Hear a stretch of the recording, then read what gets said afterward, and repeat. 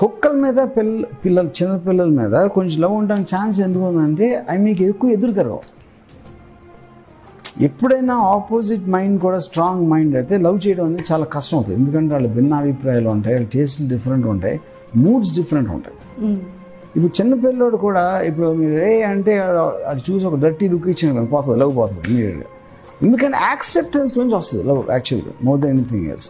నువ్వే గొప్ప, నువ్వు లేకపోతే నేను లేను అని ఒక చిన్న ఆ ఫీలింగ్ వచ్చినప్పుడే లవ్ అనేది ఉంటుంది.